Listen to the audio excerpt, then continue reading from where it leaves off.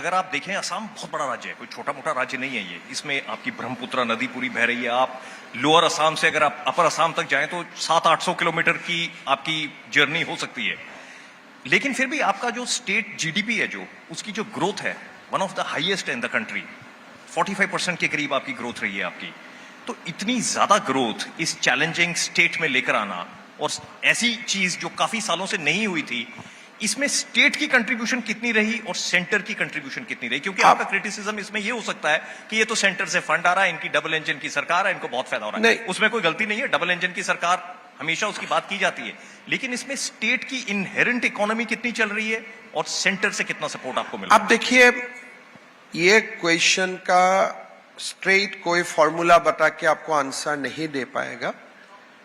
2014 जब मोदी जी का सरकार बने, उनका फोकस अटेंशन रहे कि नॉर्थ ईस्ट स्टेट का डेवलपमेंट हो, और सारे नॉर्थ ईस्ट स्टेट में भारत सरकार ने विनियोग किया और असम में भी विनियोग आया।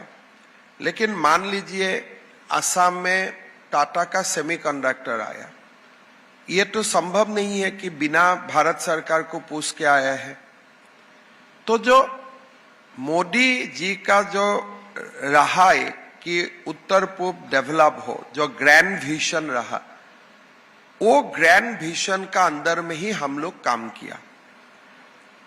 ये अगर मैं सेंटर स्टेट को आपको डिसइंटीग्रेट करके बात करना है, दिस आंसर इज क्वाइट, ये दिक्कत वाला उत्तर है। लेकिन ग्राउंड लेवल में जो फील्ड लेवल बोलते हैं, मोदी जी का सपना को साकार करने के लिए हम लोगों ने भरपूर प्रयास किया। अगर भारत सरकार 10 रुपया दिया है, हमने भी 10 रुपया उसमें जोड़ने का काम किया, जो डबल इंजन का मतलब होते हैं। और हमने मोदी जी का जैसा था कि रिक्रूटमेंट ट्रांसपेरेंट हो, तो हमने भी ट्रांसपेरेंट किया। तो मोदी जी का जो बातें थे कि इंफ्रा बने, अगर मोदी जी 50,000 करोड़ हमें दिए हैं, हम भी 20,000 करोड़ रुपया उसमें लगाया। तो अगर ब्रह्मपुत्र का ऊपर पुल प्रधानमंत्री जी ने पास लगाया, तो मैंने भी हमारा रिसोर्स से 2 लगाया। तो इट इज ए गवर्नमेंट, दोनों सरकार तालमेल से अच्छा से काम हो रहा है, और ये मोदी जी का नेतृत्व में ही हो रहा है। जब आप यंग स्टूडेंट थे, आप यूनिवर्सिटी में पढ़ रहे थे, कॉटन यूनिवर्सिटी में, तो उसमें बड़ा आपका बहुचर्चित एनेक्डोट है कि जब रेणुका जी से बात हुई थी और ये था कि आप क्या करते हैं, तो आपने ये बोला कि मैं मुख्यमंत्री बनूंगा एक दिन। आप मुख्यमंत्री बन गए। आप 2021 में आप मुख्यमंत्री बन गए, 2016 में आपने बीजेपी को ज्वाइन किया। इससे पहले जब आप कांग्रेस में थे, वहां पर भी डबल इंजन की सरकार थी। अभी जब आप बीजेपी में हैं, अभी भी डबल इंजन की सरकार है। लेकिन आपको क्या दोनों में कोई फर्क नजर आता है, उन दोनों के ऑपरेशन में? कांग्रेस का सरकार में इंजन नहीं थे। कांग्रेस के सरकार में इंजन नहीं थे। इंजन ही नहीं है? नहीं थे, बॉडी थे, इंजन नहीं थे। तो इसीलिए कुछ काम नहीं हुए करते थे। जब इंजन नहीं थे तो दोनों बात भी नहीं करते थे। आप भी खुश रहो, मैं भी खुश रहूं। जब आप कांग्रेस में थे, आपको उस वक्त भी लगता था कि इंजन नहीं है इसमें?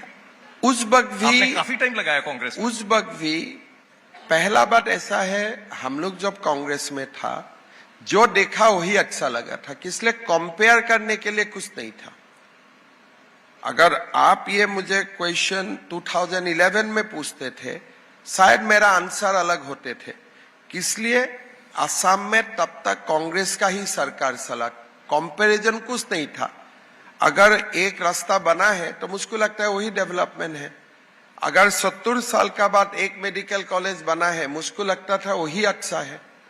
लेकिन आफ्टर आप 11 years of Modi government, now you can compare कि उनका समय में अगर एक मेडिकल कॉलेज हो रहा है, 10 मेडिकल कॉलेज हो रहा है। अगर हाईवे में डबल लेन बन रहा था, अभी 6 लेन बन रहा है। अगर एक ब्रह्मपुत्र का ऊपर पुल बने थे, अभी 6 बन रहा है। सो उस समय आप मुझे पूछते थे, मैं तो बताता भाई बहुत कुछ हो रहा है। लेकिन किस लिए वो समय कंपैरिजन करने के लिए मेरा पास कोई बैरोमीटर नहीं था। लेकिन आज असम का लोग कंपेयर कर सकता है कि prior to 2014 and post 2014 and now मैं दावा का साथ बोल सकता हूं दोनों सरकार में इंजन नहीं था उस समय। आपने एक बार बीच में यह भी कहा कि शायद आप खुशकिस्मत थे कि आपके साथ वो हुआ जो हुआ कांग्रेस में। आपकी कांग्रेस के साथ प्लान थी, ऐसा नहीं है कि आपकी प्लान नहीं थी, आप चाहते थे कि आप मुख्यमंत्री बने, बात लगभग तय हो चुकी थी, सोनिया गांधी आपके पीछे थी और राहुल गांधी ने कहा कि नहीं हम नहीं बनने देंगे। राहुल गांधी आपको लगा कि उन्होंने मना कर दिया, उसके 2 साल के बाद आप यहां पर आ गए। भूपेंद्र बोरा आज आपकी पार्टी को ज्वाइन कर रहे हैं और वो बता रहे हैं कि कई सारी दिक्कत कांग्रेस में है। 2013 में मैं लगभग मुख्यमंत्री बन जाते थे, मतलब इट वाज ए 99 में गेम में गिर जाते हैं ना, I reach up to 99, then सांप का मुंह में पड़ गया तो नीचे चला गया। So that was the story. But वो समय जरूर मन में क्रोध थे, एंगर थे कि मुझे बनना था, मैं नहीं बन पाया।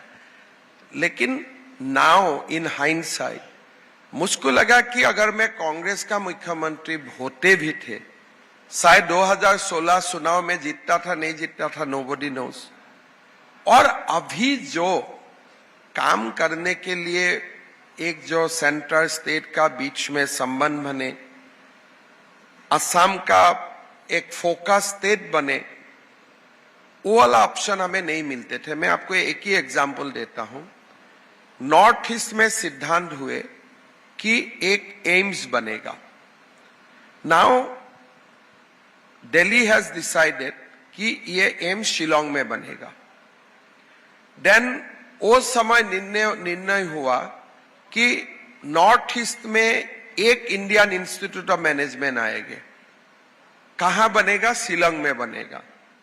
तो मेरा क्वेश्चन था 8 स्टेट में एक क्यों बनेगा? या तो 8 दे दो, नहीं तो कम से कम तो 4 दो। एक नॉर्थ ईस्ट को ब्रैकेट करके भारत का हर प्रदेश में होगा, लेकिन नॉर्थ ईस्ट में एक होगा। मतलब आप दोनों बहन फाइट करो, किसको मिलेगा? दुकान खोल देते थे, एक कमिटी नागालैंड आते थे, मणिपुर आते थे, मेघालय आते थे, and it used to create lot of frictions. अभी पॉलिसी क्या है? भाई मेघालय में भी जाइए तो बनाइए, मणिपुर में भी बनाओ। मणिपुर में अगर स्पोर्ट्स यूनिवर्सिटी दिया है तो असम में IIM, हर जगह में, अरुणाचल में अपना काम हो रहा है। तो एक नॉर्थ ईस्ट को जो भेदभाव था वो खत्म हो गया। इसीलिए वो समय मुख्यमंत्री में बनते थे, शायद I would have been in that list of the people who failed the state as a chief minister. लेकिन आज मैं अगर ये कुर्सी से हाथ भी जाऊंगा, history will not remember me that badly. मोटा मोटी मुझसे 10 अंक होगा तो 5-6 नंबर मुझको दे ही देगा। वो समय शायद 1-2 नंबर मिलते थे।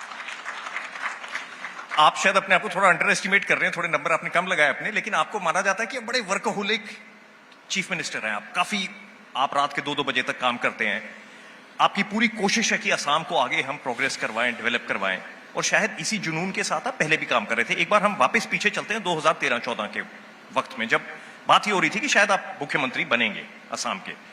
तरुण गोगोई थे वहां पर, गौरव गोगोई उनके बेटे थे। एकदम गौरव गोगोई की एंट्री होती है, ऐसा लगता है कि गौरव गोगोई को प्रेफर किया जा रहा है। एकदम आपको लगता है कि शायद मेरे रास्ते सारे ब्लॉक हो गए हैं, अब मैं मुख्यमंत्री नहीं बन पाऊंगा। वो क्या वाकया था जब ये सब कुछ होना था? क्योंकि उसी चीज को लेकर अभी हम एक और सवाल उसके बारे में पूछेंगे, लेकिन वो क्या वाकया था? देखिए क्या हुआ उस वक्त? कांग्रेस से मेरा बहुत बड़ा कोई इशू नहीं थे। एक समय हम लोग को लग गया था कि Congress can not win the election with the same leadership, और ये मेरा मत नहीं था, it was the collective opinion of all the MLA कि 15 साल का बाद आपको कुछ चेंज चाहिए। अगर आज बीजेपी में मैं 15 साल CM बनते रहूं तो जरूर मेरा पार्टी का भी ये एक रिव्यू लेने का समय होते हैं कि क्या एक व्यक्ति 15 इयर्स तक भी CM